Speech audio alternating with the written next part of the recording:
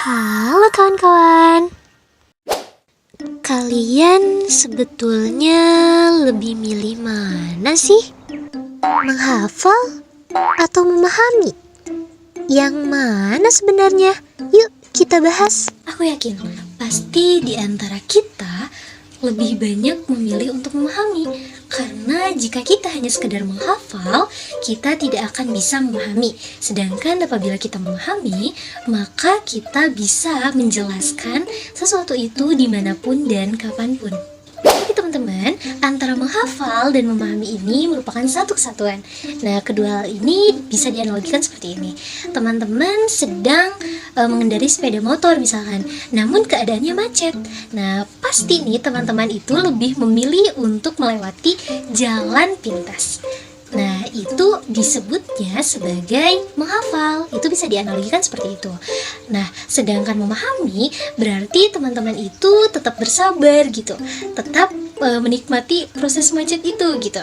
Nah, dan terus melalui jalan yang memang seharusnya dilewati. Nah, itu adalah memahami dan menghafal dapat dianalogikan seperti itu. Tapi teman-teman, memang nih kebanyakan dari kita itu memilih untuk memahami. Namun kenyataannya kita itu masih banyak sekali yang melakukan kegiatan menghafal H-1 atau H- beberapa jam sebelum ujian. Namun dalam konteks lain menghafal juga penting nih. Makanya tadi disebut satu kesatuan. Misalkan nih kita tuh udah menghafal nih kayak rumusnya, tapi kan kita juga perlu memahami.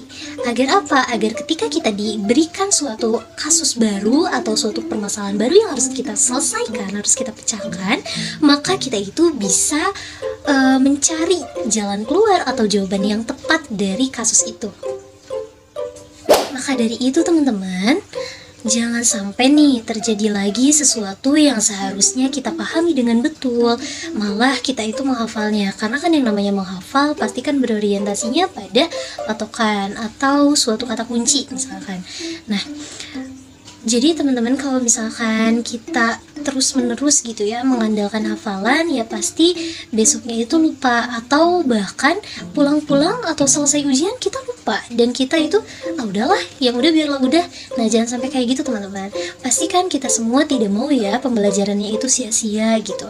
Atau misalnya nih ketika guru misalkan memerintahkan siswanya atau memberi tugas kepada siswanya untuk merangkum, sebaiknya kita baca dulu, pahami dulu dengan betul apa maksudnya, apa maknanya.